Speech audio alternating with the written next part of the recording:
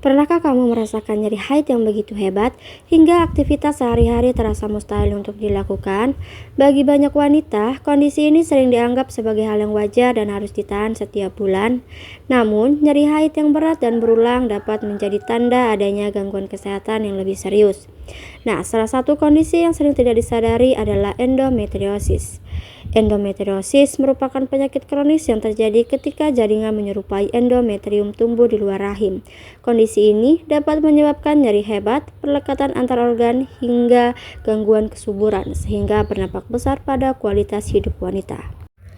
Selain penanganan medis, peran gizi memiliki kontribusi penting dalam pencegahan dan pengelolaan endometriosis.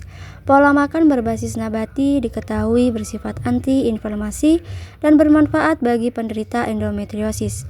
Beberapa jenis pangan seperti rumput laut berpotensi membantu pengaturan hormon estrogen. Vitamin D juga diketahui dapat membantu mengurangi nyeri endometriosis melalui peningkatan kapasitas antioksidan. Selain itu, suplemen vitamin C dan vitamin E terbukti dapat membantu menurunkan gejala endometriosis. Lalu, zat gizi apa saja yang dianjurkan untuk membantu mencegah dan mengendalikan endometriosis? Yang pertama itu ada antioksidan seperti vitamin C, vitamin E, dan selenium. Zat gizi ini berperan menekan stres oksidatif dan melindungi sel tubuh. Sumbernya dapat diperoleh dari jeruk, stroberi, almond, biji bunga matahari, dan telur. Selanjutnya, asam lemak omega 3 yang berperan dalam mengurangi proses peradangan. Omega 3 banyak ditemukan pada ikan salmon, sarden, kenari, dan chia seed. Selain itu, asupan serat yang tinggi juga dapat dianjurkan karena membantu pencernaan dan menurunkan kadar estrogen berlebih dalam tubuh.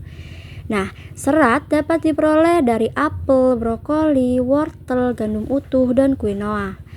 Nah, tak kalah penting, protein sehat berperan dalam mendukung metabolisme serta regenerasi jaringan. Sumber protein sehat antara lain tempe, tahu, kacang-kacangan, ikan, dan dada ayam tanpa kulit.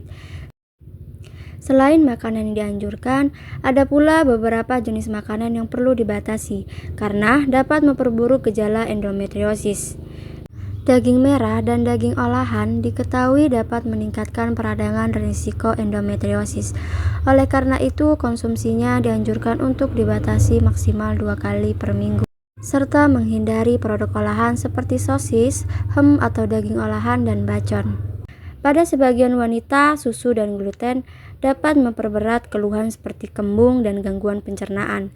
Evaluasi dapat dilakukan secara bertahap dengan tetap memastikan asupan kalsium tercukupi. Konsumsi alkohol dan kafein berlebih juga dapat meningkatkan kadar estrogen dan memperburuk gejala. Karena itu, sebaiknya dikonsumsi dalam batas aman dengan memperhatikan respon tubuh. Selain itu, makanan ultra olahan dan gula tambahan berkaitan dengan peningkatan inflamasi dan gangguan kesehatan usus seperti fast food, minuman manis, dan camilan kemasan. Pada sebagian penderita, makanan tertentu seperti karbohidrat tinggi, FODMAP, dan makanan tinggi histamin dapat memicu keluhan.